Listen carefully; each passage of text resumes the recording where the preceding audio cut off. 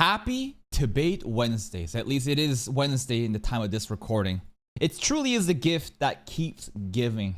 No matter how garbage the anime may be, the content farm continues, and Echidna has dropped a new video called The Worst Anime of 2025. Let's see what he has to say about it.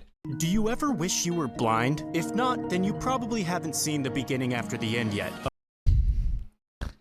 No matter how bad this anime may be, I am gonna keep my eyesight, thank you. Apparently, this anime is the worst thing to ever happen in recorded history. This guy rated it a 10 and got hit with 300 laughing emojis, so That rating probably is a sarcastic rating, right? Hold up, let's try to read some of the parts.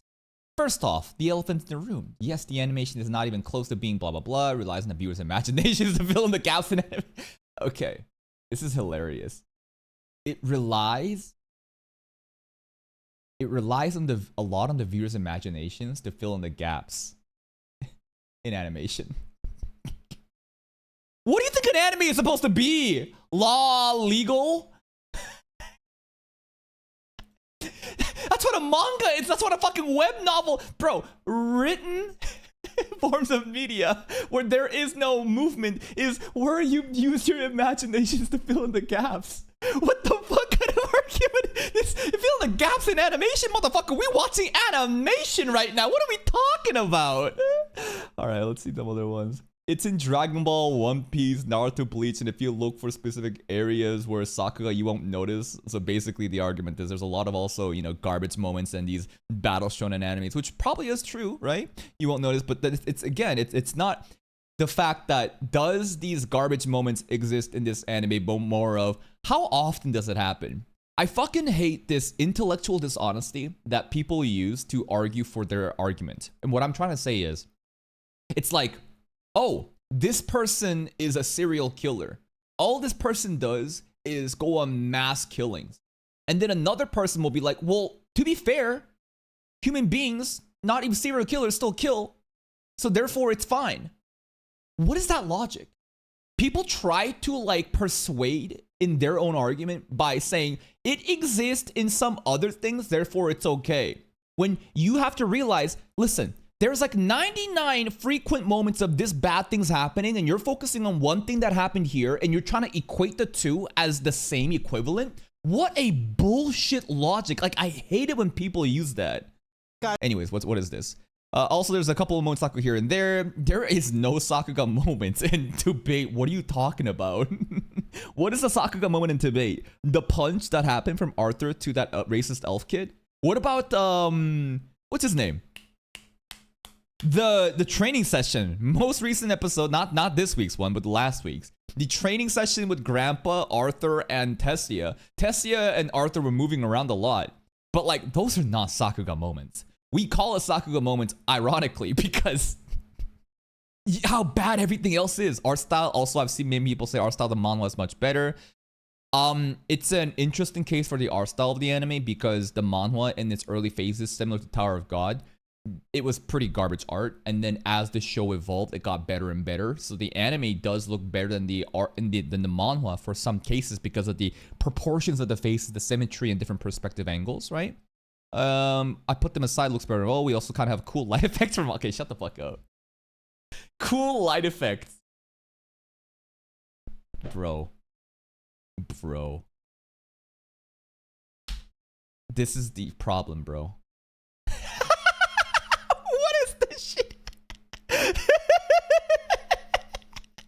Anyways, I'm trying to say that, listen, Blue Lock kind of started it, man. They truly started this fucking, basically, okay, let's take this.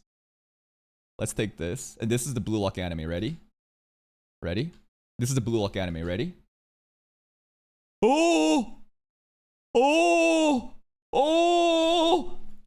They take a still frame, add in speed lines, give you this cut fucking aura color effect, then they shake the camera around to give you the illusion of movement. And you're eating it up. And you are eating this shit up saying it's cool. Nah, come on, bro. It's cheap ass fucking aura effects. No, come on, man. I rated it a 10 and got hit with 300 laughing emojis, so I'm assuming this is some ass, but I guess we'll see. Episode 1. Also, the topic of this video is literally called the worst anime of 2025. I don't think Debate is the worst anime of 2025. I think that people frequently judge anime based on production value alone. And anime is more than moving frames. There are different components to it, right? There is sound effect, which I think is fantastic in Debate. I've just said this from the beginning. I think that the composer also, by the way, is the same soundtrack composer as Danmachi. And I think Danmachi also had a great soundtrack. It truly fits this medieval European setting, you know, like themes very well, in my opinion. I think the sound effects are pretty damn good. I think that the voice acting, that's for any anime though, because of the elite Japanese voice acting, you know, culture that they've curated there. So voice acting for anime is going to be good. I think the direction of the story matters a lot. The reason why Debate the anime is still enjoyable for me at the very least is because the team at the very least, I think, has a base understanding of how the story should be translated into the anime, no matter how garbage you may think it is. I think it's doing a decent enough job. An example that I constantly bring up is Blue Lock and Tower of God Season 2. And the reason that I do this is because both of these series aired during the same season, and both were covering hype source material. Blue Lock had the U20 arc, Tower of God had the workshop battle arc. So you can't tell me that the limiting factor of Tower of God's success is because of a lack of hype story. No. The source material is good. But the difference, even if Blue Lock literally had less frames than Tower of God, I think a lot of cases it did, except for some of the Sakuga moments. And a lot of people meme on Blue Lock saying PNG lock this, PNG lock that. The fact that the team working on Blue Lock was carefully working, apparently, with the mangaka as well. Apparently, the interview also kind of confirmed this. The team understood the story and knew exactly which portions they needed to go all out for to deliver hype. The direction of the story was good from the beginning of Season 2. No matter how much you think this anime is bad, it is an objective fact that a lot of people continue to watch it despite it being mid-animation because the story is still fucking hype. Tower of God, not the case. Even if the source material is good, because the direction of story, this is an important thing, concept, right? It's not just source material story, it's how it's directed, how it's translated into the anime. Garbage. Bomb awakens this new fucking power. Ain't nobody care about this shit, bro. I'm watching it and it feels so empty. But when I'm watching Blue Lock, I am so excited and hyped when some new cool power, new shit happens. Why? Because the direction of the story matters. And now we go back to Debate. I think that because the episodes are still decently directed in terms of story, again, I'm not saying that it's better than the source material. I'm saying it's doing a good enough job. I don't think that Debate is the worst anime of 2025. Also, it's not even summer yet, right? We haven't had the rest of the year to happen, and I'm sure there's going to be some other fucking garbage anime with production value on the level of Debate with an even shittier story. And I think that probably will be the worst anime of 2025. So I guess the main character used to be a king, and you know what they say. King the Gray. pen is mightier than the sword. But 1,000 bomber planes are even mightier than that. So the kingdom gets dunked on by modern technology, and the king is reincarnated as a baby. Yeah. I actually think that's one of the coolest aspects of Debate, of how futuristic the tech was back in King Gray's era compared to this era. I don't know how much influence it's going to have over the overall story, but it was unique. It's an isekai, but you should have known that already just from the title of this video. Alright, this is basically just a reskin of Mushoku Tensei. We've got the goofy dad who wants to teach his kids sword fighting, the hot mom who uses healing magic, and the child Dude, Arthur's mom is so hot. who takes an interest in reading and even scratches his butt at the same time Rudius does. Yep. I guess the only major difference between Arthur and Rudius is that Arthur The creepy aspect. reacts to the situation more realistically. He's kind of in disbelief about the whole thing, and he's farting and shitting everywhere like a normal baby, while Rudius, on the other hand, was just immediately horny and wanted to fuck his own mom.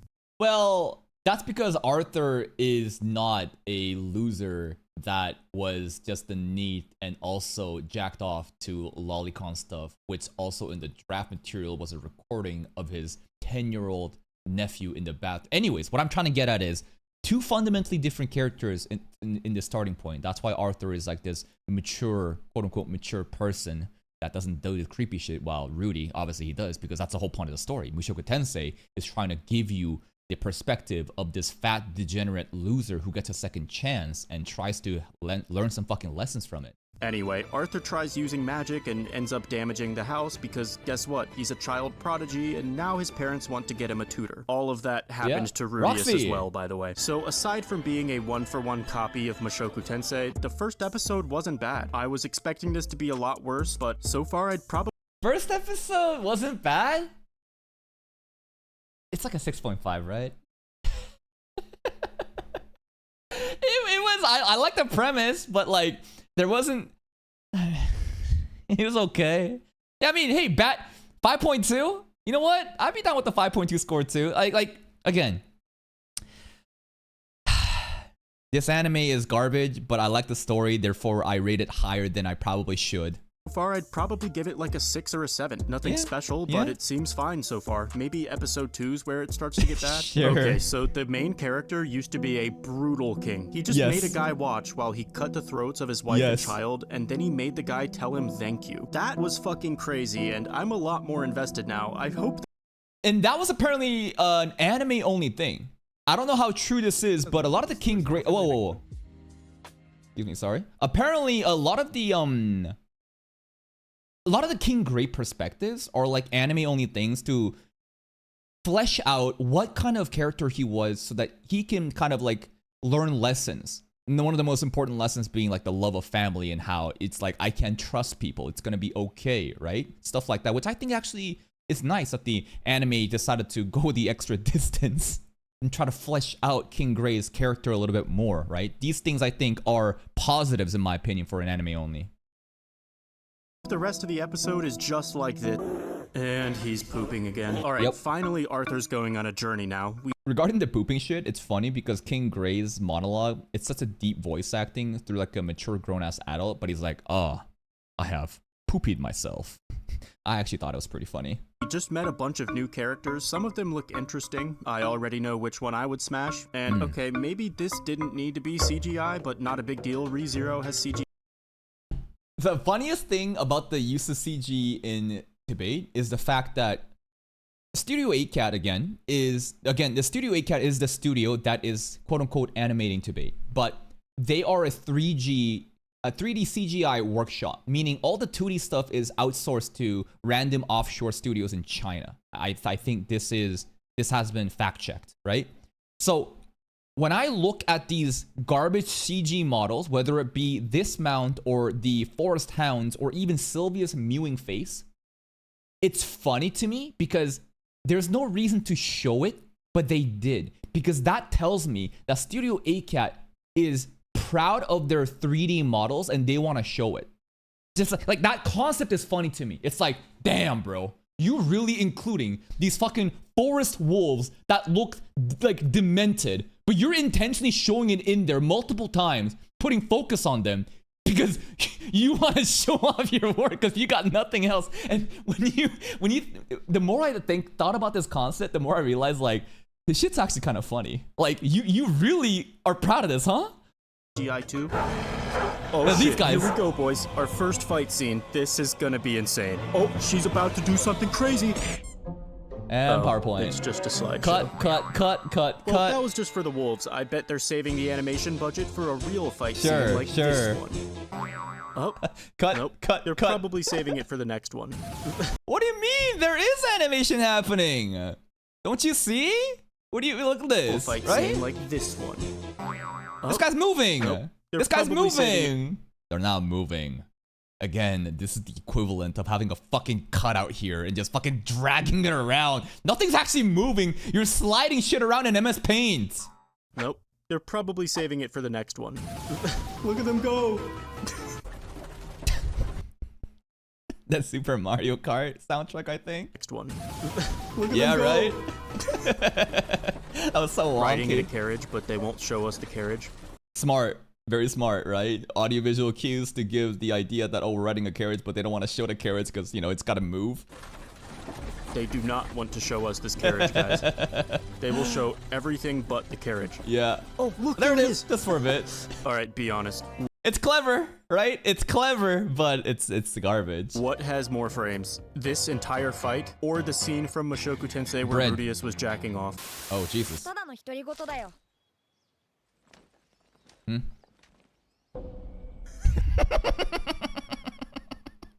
This is what I'm talking about. They don't need to do this. They never needed to do that. Apparently some of these scenes are anime only. But they did it. And the more you think about why would they do this, and the more you realize Studio ACAT only does 3D CGI, they want to show off their work. That's it. And it's hilarious. You really want to flex this? Really? Like, you were hiding everything else, but you're gonna show these fucking beady-eyed 3D wolves? Alright. I tried to be fair, guys. I really wanted to be that YouTuber who says, hey, this actually isn't that bad. But it is. You can't even get invested in the story because the animation is so bad that it breaks the immersion. Agreed. There are points where I am laughing so hard that it just becomes comical. The immersion does get broken from that serious tone, but I am still invested into the story. Action sequence is just the character preparing to attack, and then it skips ahead to the result of the attack every time. They won't even animate an arrow. Yeah, exactly. This was so diabolical. The arrow scene, bro. The arrow scene. The fact that like this shit literally didn't even move. Sorry, I'm trying to go frame by frame right now, but that's even funnier that this is frame by frame. So this is frame by frame. Look at this. Frame by frame right now. Arthur, knock and loose, already in the thing. And then we zoom out. We zoom out and you see these blurring lines, these speed lines, right? Let's blur the center. Let's zoom out of it while having these lines move around to give the illusion of animation. Ah, masterful technique. From a bow. It's like the studio lost a bet, or someone double dog dared them not to animate anything. The whole show just feels like a 14-year-old artist on Twitter could have made a better adaptation in 10 minutes. So we're gonna make fun of this a little bit. We're gonna talk about what may have caused this tragedy to occur. We already know about it, but let's hear a Kidnet's take. And maybe I'll recommend something for you to watch instead at the end. But first, this video is sponsored by Azur Lane. Do you like Classic. Oh my goodness. Who is this, bro? Oh my goodness. Yo, these gacha designs are fucking crazy. What the hell is this? I might have to download this game, guys. This design is unreal, man. Time only, you can even get a free UR voucher to unlock anything else? Anything else? 9 new skins. Oh my god, 9 new skins. Let's see, which one stands out a lot to me? This one does. This one stands out immediately. This one's also good too, Bunny Girl Senpai stuff. This girl has a fucking tail coming out. This is a dragon girl, man. 9 new skins, including 4 new. Also, this is crazy. This is crazy because she's peeking out of the dressing room, but there's a mirror behind that shows her ass. Masterful fan service at display right now. Including 4 new live 2D skin. Oh shit. Oh my goodness. Oh my goodness. Next patch, they should make her move the curtains. And they did. I bet you're glad you didn't skip this ad now, because this right here is at least a gigabyte of jiggle physics. Download Azur Lane. Gacha games, man. Preying on the loneliness of men. It's genius. And the best part, the ladies, you got your games too. The Love and Deep Space game, the game where husbandos will literally keep track of your periods, man. They're truly, like, the most profitable market definitely is appealing to sex, right? There's a saying, sex sells. Why do you think it does? Because it gets people going. Physics. Download Azur Lane right now with my link in this video's description. It's free, there's a lot of new content for you to explore, and some additional free rewards as well. Thank you again to Azur Lane for sponsoring this video. That's right, Azur Lane mobile waifu animation more than to be. The only mobile game that I'm actually looking forward to recently is Uma Musume global launch that's gonna be happening in the next coming weeks, right? Summer 2025, Uma Musume global release, hype. Anyways. Alright, so I gave this anime a fair shot and watched all 7 episodes that are currently out, and I could only find one action scene that looked good. King Gray's sword fight in episode 1 was acceptable. I wouldn't even call it good, actually. It was just the normal quality of animation you would expect from a sword. Yeah, it moved, right? It's like, this is the only fight that you could see things moving around rather than being PowerPoint cuts. Sword fight. And then after that, every single fight scene is just a compilation of still images that could have been made on PowerPoint. Either that, or they just cover the screen in visual effects to mask the lack of animation. And I do like these kinds. They do that. That's clearly the intent. Again, remember, this anime is not this anime is intentionally bad. Because Crunchyroll, Tapas, and Studio ACAT, they're using this amazing series as an opportunity for a quick cash grab, which is so sad. Like, make no mistake, they know what they're doing. They're doing the least amount to basically animate this source material to get a quick cash grab and just get out with it. It's so unfortunate what's happened, but at the same time, remember, Turtle Me, the author, he knew exactly what studio was going to be animating it. He didn't get coerced into it. He got too greedy and too excited because of this idea of an American webcomic. Again, Debate, this is not a Korean series. This is a Korean American person that created this webcomic to be published onto a platform called Tapas. And you could say that this is one of its first of its category to have an anime. It's a huge milestone. He got overtly excited, took the deal without doing due diligence, which could have been, again, less than 30 seconds of research. You literally just type in Studio ACAT. Every time I do this shit, Studio ACAT, anime, right? Boom, done. My anime list, click, let's look at it. Holy shit, these are garbage. Mid. Not only that, the director of this too, right? The director of this too. Where's the director? Let's look at the staff. Director. This guy? The best I can vouch for is fucking Date Alive. And that's honestly kind of embarrassing. Hunter x Hunter back in the day, fall 1999. But if you look at this resume and you look at this studio, why would you ever think that this anime would be done well? Because he thought, oh, hey, if a small studio is doing it and they don't have so many other projects being juggled, like maybe JC staff, this small studio would put all their effort into making this anime look good. That's the logic. And I kind of understand that logic until you realize, maybe have you ever thought that Studio ACAT is a small studio because they're just garbage? Everything they pump out is just cheap garbage and they have no pull of talent? Have you ever thought about that? No, because you don't do the fucking research. And now people are so upset and frustrated because of what's happened to their amazing series. They're getting dunked on by every fucking community. Every retard AniTuber like me constantly makes fun of it because we get a lot of views from it, obviously. And the really saddest part, doesn't matter if the anime is good or bad. It's honestly sometimes better if it's bad. Like, the amount of farming that we can do because something is bad that was highly anticipated, like reaction channels will like succeed no matter what. Literally, if it does good, we glaze. If it does bad, we hate and farm the controversy. So I come out on top. But it's like, if I had a choice, I wish this would have been good. I wish it was better than just a fucking PowerPoint presentation. But at this point, I've just kind of lost any sort of expectations. I turn my brain off, laugh at the comedy that's appearing before me. Not because this is a comedy anime, but because of how comical the production value is. But still, I'm able to enjoy the story because I think the story is, again, pretty good. That's why Debate was even this recognized. The source material is that good, and it is absolutely carrying the anime, but not to the point where I would be like, yo, you gotta check out this anime. Lack of animation. And I do like these kind of visual effects when used in moderation, but not when they're bukaki'd all over my face like this. Debate's environment also just feels lifeless and dead, like— Yes, flat. Nothing is dynamic. Everything is so flat. The overall art style, the overall like expressions, there's literally no character expressions, man. Not even from these NPCs, but like the moments of the reunion with the parents and their long lost son. The face, literally everyone has Botox and they cannot make a fucking smile, bro. There is no facial expression. There is no character acting. It feels very flat. Nothing moves. Everyone is just frozen stiff like bugged NPCs, and yes, it honestly feels more like a manga than an anime. And it's not even a good manga because the art— It's a colored manga, yeah. Sucks too. Look at this wolf. What the fuck is that? Again, Studio ACAT straight up thinks that like they're proud of this. They constantly show their random CG abominations, even though the source material never had this, because they're like, you know, we want to show off some of the stuff that we did at least, because we're a CG workshop. Sucks too. Look at this wolf.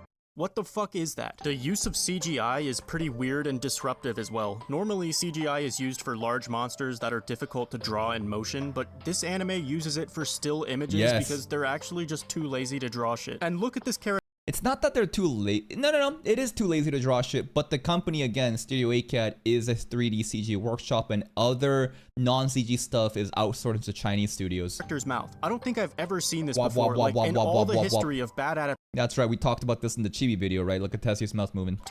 They still animated the mouth flaps correctly, but this is just a new low. It sucks because the story is actually pretty interesting. It is. You can tell that it had tremendous potential. This anime could have been really fucking good, but they just refused to animate it. And I know. And you know what the best part is?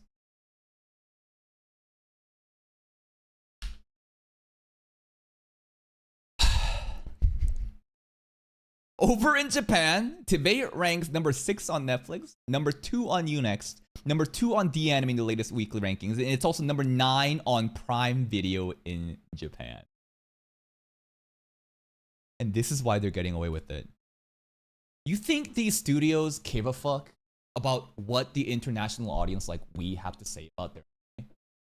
Do you really think that Studio ACAT and this director gives a fuck about our criticisms? None of this shit matters. Japan will eat this isekai slop because they just like the cozy, comfortable isekai familiarity that exists in TVE, and they enjoy it. They don't care about PowerPoint presentations.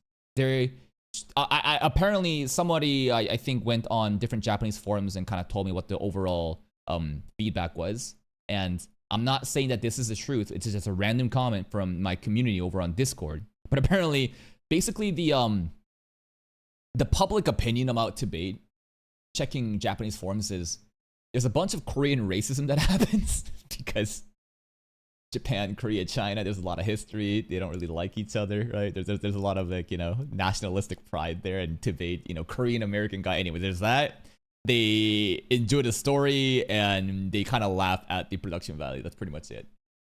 It's sad that domestically it's doing this good because stuff like this, and I talked about this also for Blue Lock 2, right?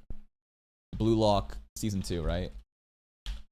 At the end of Blue Lock season 2, because of how amazing the finale was, I was like, oh no, people are going to have such a positive reception near the end, and I bet you 8-Bit Studios and their producers over on Bandai Namco, the corporate suits, have realized, why do we even try? Why should we give a fuck when we can just skip everything and pull up for moments that kind of matter and deliver something good, and then you guys will eat it up? We don't need to be consistently good. This is the new meta of production in anime industry. Doing the least amount while getting the most out of it. I hope that's not the case for every anime, and I don't think that really is the case because we still have plenty of new titles like Dan Da Dan that's coming out. That's full of love and passion poured into these projects, right? But there's definitely a trend that's been set with success domestically, at least, with garbage animes like this, where even if we dunk on it, numbers don't lie, and it's really sad. I know some people are gonna say, oh, is animation really that important? Yes, it is. We're literally, you know what anime means? Animation. Is animation that important? I think animation is so important if you're watching an anime, because we're not reading a manga, we're not reading a light novel. Absolutely, animation is important, but it's not the most important thing, right? That's up for debate, but I don't think it's there are, again, more things than just animation that makes up what we call anime. There's, again, the voice acting, the soundtrack, the art's design, the direction of the story, and so on. Yes, it is. It's called anime. If you didn't want to animate it, why didn't you just let it stay a novel and a webcomic? Or wait for a better studio to animate it instead? Very good question right here. Why wouldn't you wait for a better studio to do this? From the interview with Turtle Me, he basically said, I thought that this is a limited opportunity, right? Like, he took... I don't think he explicitly said it, but I think it's pretty much implied that why would he choose this garbage studio to go with right now? Because he most likely thought it's now or never, or he got too excited to do it. If we go with the logic that he thinks it's now or never, it's stupid. Because I think that because of how great TVE, the story, the source material is, it would have been eventually picked up by people that actually give a fuck with much more talent than this. If TVE was a random webcomic, a web novel that was garbage, but somehow got the recognition in order to get an adaptation like this, then I would say, you know what? Why not take it? This story probably isn't going to get recognized. It's pretty mid, but someone who actually wants to animate it, let's just go for it. But we know that's not the case for TVE. So why would he just go with this? Again, the only conclusion that I have is he got too overtly excited, and I think ignorance and stupidity comes to play. Even the most intelligent people, when they are pressured, when they are kind of put on the spot, they're prone to making mistakes. And I think that this is just that, a mistake. I think the answer is probably money. Yeah, so it sounds like what happened was the author was given... I don't think that this is a money issue. I refuse to believe that someone with a Patreon also, by the way, let's think about this for a second. You really think a guy that has a Patreon that's popping off, that also gets paid by Tapas for the web novel and stuff, would sell out his legacy for what? From Crunchyroll and Studio ACAT? Do you think, okay, let's think about this logically. Do you think that he got $1 million fucking deal from this? Do you really think that Crunchyroll and Studio ACAT, who are making the least amount of investment to get the most out of this, somehow have so much fucking cash reserves to give him a multi-million-dollar deal for him to sell out? The more that I think about this topic of it's for the money, the less it makes sense. He's already financially well off. He's got other revenue sources where he's more than well off. And again, Crunchyroll doesn't have the fucking means. They're already trying to cheap out on this. Why the fuck would they give out a multi-million-dollar contract to Turtle for sell out? None of this shit makes sense. You can see how passionate he is when he's talking about Tibet as well. I don't think his moral code of ethics would allow him to be like, this is my magnum opus, and I'm not going to let it get tarnished like this. But again, he just didn't have the foresight of what the fuck's going to happen with Studio ACAT. An offer from Crunchyroll to have a small studio animate his story, and the director of the studio claimed to be a fan of the author's work, so I guess they kind of rigged him up until he signed the contract. Yeah, he got buttered up. He was like, yo, I like the sci-fi element in, you know, Tibet. That's pretty much it. And he was like, wow, you actually care about this. And they're like, apparently, you know, Turtle Me's gonna have a close working, you know, connection when producing the anime, which is also a fucking lie because every anime episode is outsourced. Correct. But as you can see, the studio basically scammed the author. They took his story and essentially sacrificed it for money. It's like throwing an AK in. I do agree with that, right? They did sacrifice it for money, but Turtle Me did not get some sort of big payout. I don't know if this is a fact, but logically, it just doesn't make sense to me how Turtle Me would be offered this amount of money from a project that also has the least amount of investment. And you really gonna tell me that like somehow Studio ACAT and Crunchyroll are rolling in the dough because of Tibet's success? That's clearly not the case, right? But in terms of putting in the least amount and taking the most amount, right? The return on investment, yeah, I think it's a very cheap cash grab. I agree with that. It's like throwing an AK in the recycler. I've been playing a lot of Rust recently, in case you're wondering why you still haven't got that tier list video. The author did put out a very carefully worded Reddit post though. And it's just PR bullshit. I hate how cucked this entire thing is because he's literally defending, you know, the people that scammed him. And I know that he can't burn bridges, but it frustrates me on his behalf how he has to say shit like this. And obviously, guys, he isn't allowed to bash Crunchyroll. He is contractually forbidden from saying anything negative about the adaptation, but if you read between the lines here, he's basically saying that he's disappointed too, and he's clearly trying to distance himself from the anime adaptation as well. However, while I do feel bad for him, I also think he does bear some of the responsibility too. Absolutely. He is not of, you know, he's not free of guilt. He fucked up. He could have done the due diligence. This doesn't take, you know, a rocket science to figure it out. A simple search that I've shown you before would have been much enough. He was gullible and he got too excited and stupidity took over. Because he's the one who gave this studio the reins, and just one look at their resume would show you that the studio has the poop touch. And not even just the studio, the director as well. Everything they touch turns to shit. We've got consistent 5s and even some 4s. I've never seen a 4. Any studio with multiple 4s just needs to disband. Their current high score is a 6.75, and I actually watched this one, and yeah, it was pretty entertaining. But if that's your studio's magnum opus, I probably wouldn't trust you to adapt my novel into an anime. So realistically, guys, I think the author probably knew there was a good chance this adaptation would be trash, but they probably offered him a fat fucking bag. And I just don't agree with that take. A fat fucking bag? Where's the money coming from? Like, unless we have some sort of audit that shows, you know, the bottom line and like the revenue earned from these anime success, maybe. It's hard for me to believe that Crunchyroll, Tapas, Studio ACAT, all of them combined would be able to shell out a sum of money that's significant enough for the author Turtle Me to quote-unquote sell out his magnum legendary opus work when he already has a bunch of different revenue streams where he is more than doing well in terms of financial security. That just doesn't make sense to me. And I can't blame him. I would have done the exact same thing, and you probably would have as well. How else are we supposed to tip our landlords in this economy? Despite all the bad animation, though, I am still invested in the story. I actually thought the Elf Girl arc was mostly watchable, and I think Yeah, Tessie, I think, carries a lot. Her fun shenanigans or, cute, antics. It's nice. the main character's backstory from his previous life is pretty interesting too. So I think I have no choice but to read the novel now. I'll probably start with the webcomic actually, but as for the anime, I think I'm done. I'm probably gonna drop this now. I think Fair. I've seen enough. If Fair. you're looking for a similar If I was not an anime reactor, I don't think I would be watching the anime. I probably would experience this firsthand through the source material, right? But due to the nature of my quote-unquote business, I will continue to suffer for you guys. Don't worry. That's why, again, I call myself the React Messiah.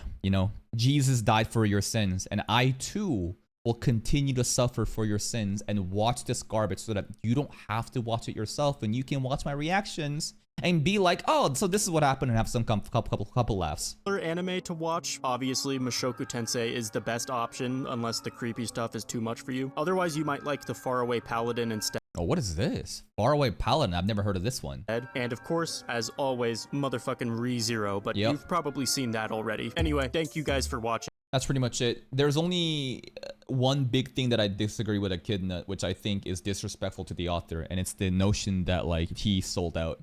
And at the end of the day, we'll never really know what the actual numbers are. How much did he get paid for this, right?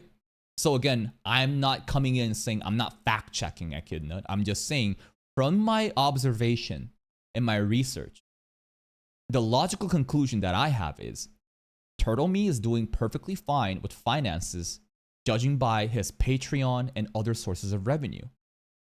It doesn't make sense that Crunchyroll and Studio ACAT would be able to shell out a significant sum of money that would entice someone like Turtle Me, who clearly is so passionate about his work. I don't think he would let his work get ruined like that.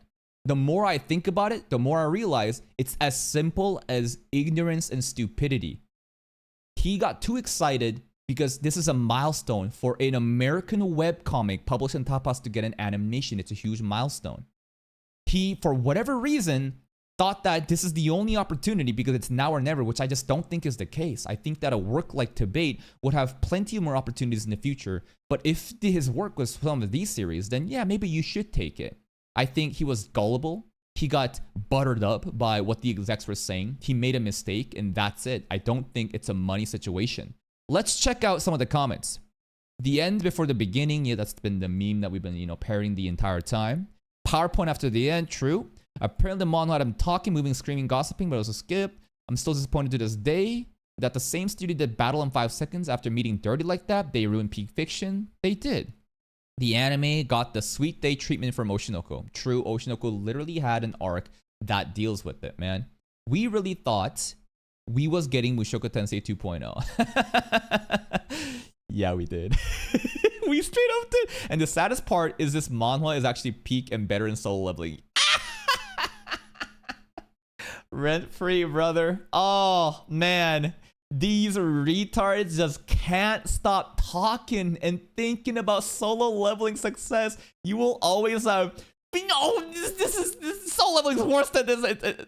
It's like, bro, how rent free must this series live in your head for you to go on other videos unrelated to Solo Leveling and keep talking about it? It's honestly pretty funny. We got Blue Lock in Season 3 before GTA 6. We got GTA 6 coming up soon too, right? Wait, it's worse. Nah, Blue Lock Season 3 I think is more polished in the way that they're able to give out PNG animations but kind of pull up for scenes that actually matter. XR and flashbacks. Man, I sure hope I don't get any animation in this anime I'm watching. What is this? The PNG before the JPEG. I don't think that really makes sense unless I'm misunderstanding the difference between JPEG and PNG. I felt more emotion in the comic where he meets his parents again. And I think that this is a very important part, right? The character acting, the lack of any expressions in these characters' faces. When we do the manhwa versus anime comparisons, we can clearly see that the manhwa has way more expressive facial reactions that conveys a deeper emotional tone than the anime could ever do. Please go check out Echidna's channel. Here's a link to the video. Go give it a like if you did, and check out his other content if you're a ReZero fan specifically. I will see you next time.